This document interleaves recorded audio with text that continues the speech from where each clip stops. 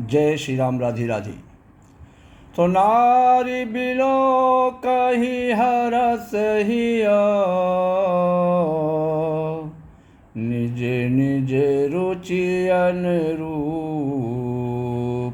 जनु सोहत सिंगार धरी, मूरत परम अनूप। नारी बिलो कहीं हर्ष ही निज निज रुचि अनुरूप। नगर की स्त्रियों के हृदय में, नगर की स्त्रियां हृदय में हर्षित होकर अपनी अपनी रुचि के अनुसार उन्हें देख रही हैं, मानो श्रृंगार रस ही परम अनुपम मूर्ति धारण के शोभित हो रहा हो।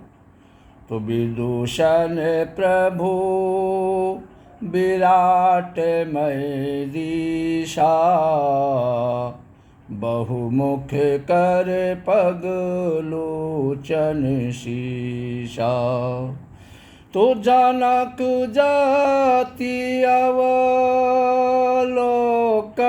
कैसे, सजन सगी प्रिय लागहि जैसे। विद्वानों को प्रभु विराट रूप में दिखाई दिए, जिसके बहुत से मुंह, हाथ, पैर, नेत्र और सिर है। जनक जी के सजातीय अर्थात कुटुंबी बनकर के प्रभु का दर्शन हो रहा है, और जनक जी उसी रूप में देख रहे हैं। अपने परिवार के लोगों को जैसे देखते हैं लोग, उसी प्रकार देख रहे हैं। जैसे सगे सज्जन संबंधी प्रिय लगते हैं, वैसे ही जनक जी को वो दोनों भाई राम और लक्ष्मण लग रहे हैं। तो सहित विदेह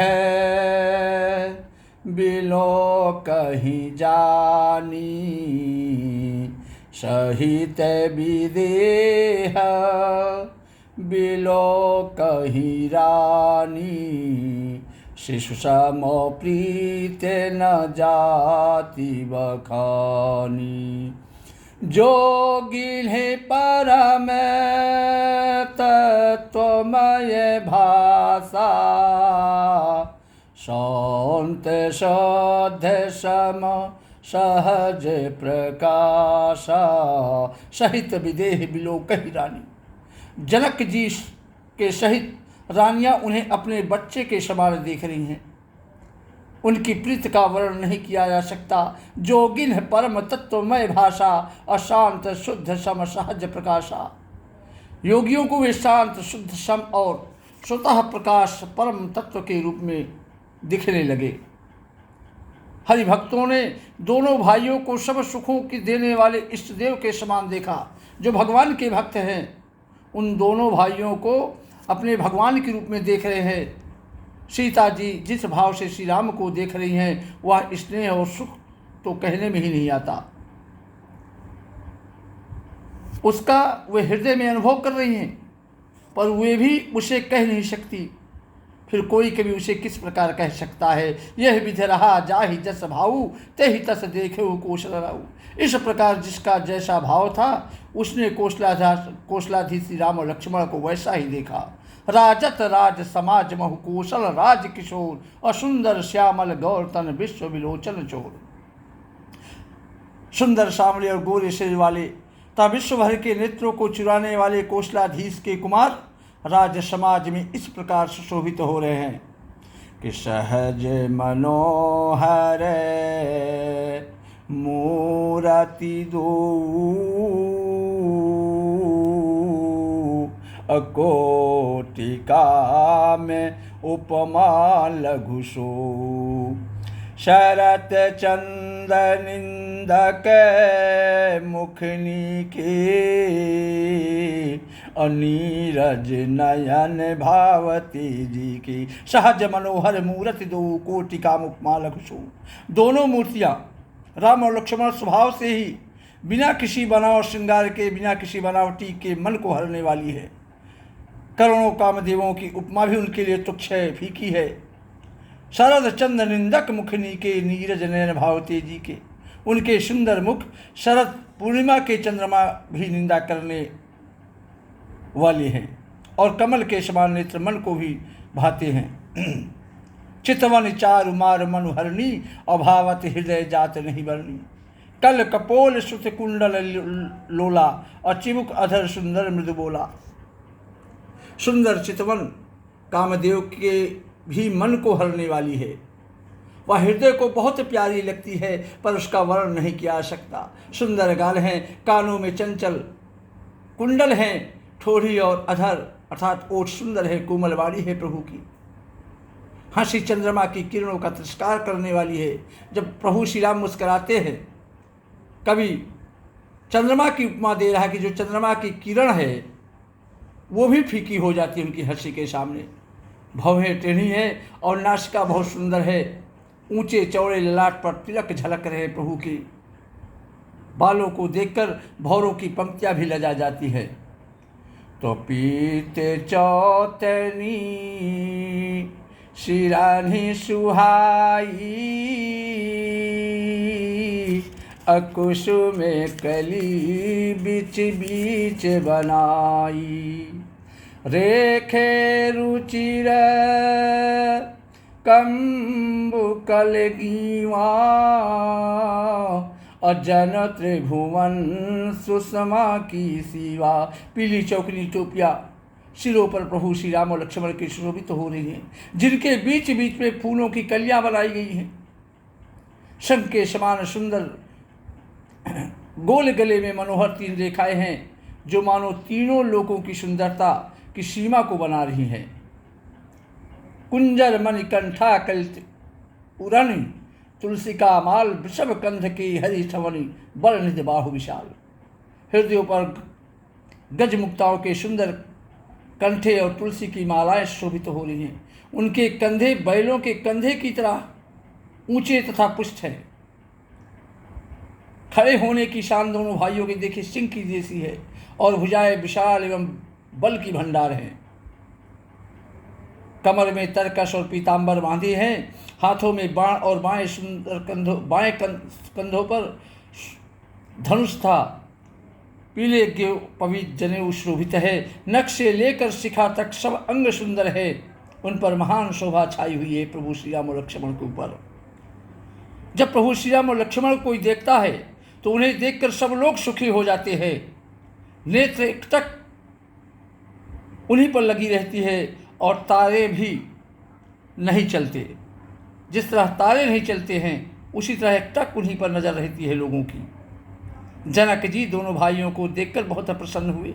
तब उन्होंने जाकर मुनि के चरण कमल को पकड़ लिया। कर विनती निज कथा सुनाई, रंग अवन सब मुनि दिखाई। तो कर विनती निज कथा सुनाई,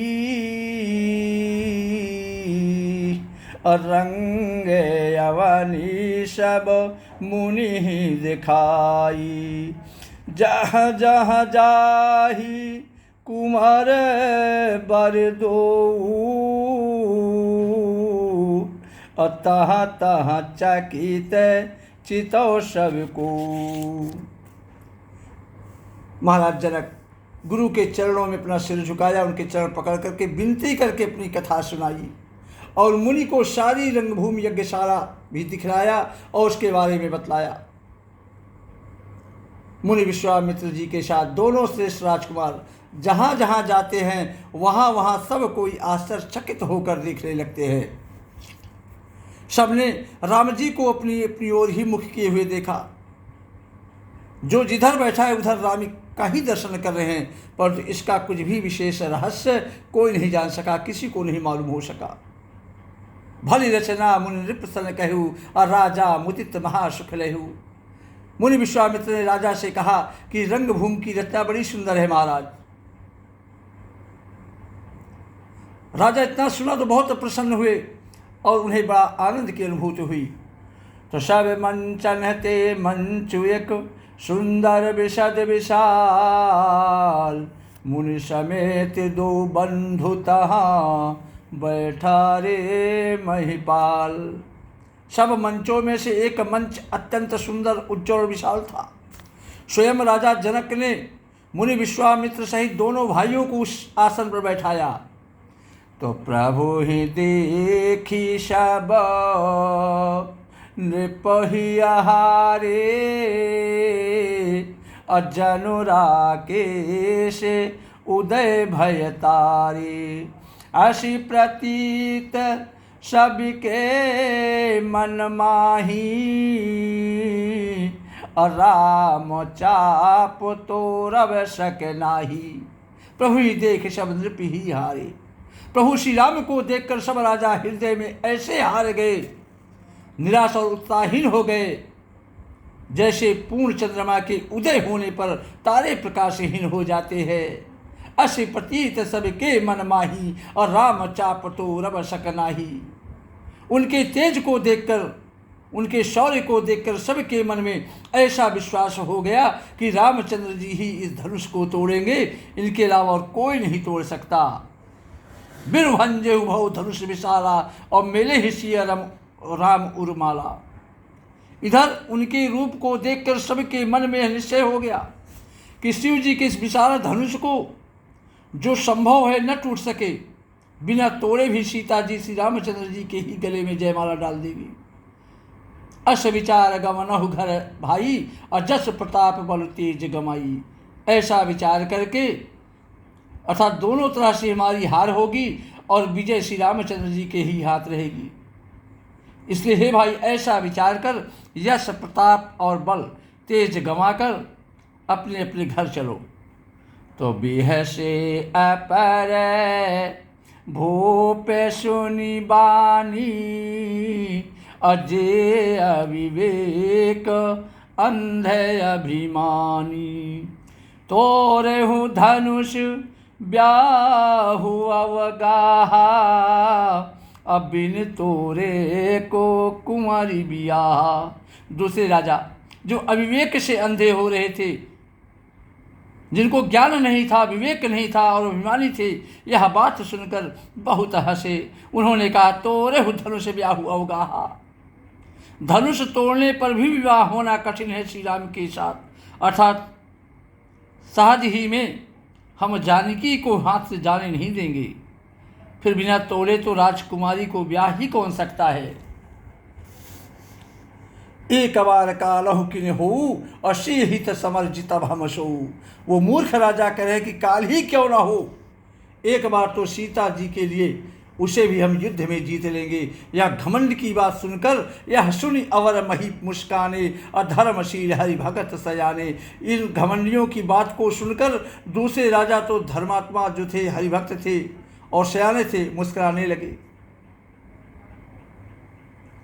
श्री राम जय जय राम, श्री राम जय जय राम। जय श्री राम। राधे राधे।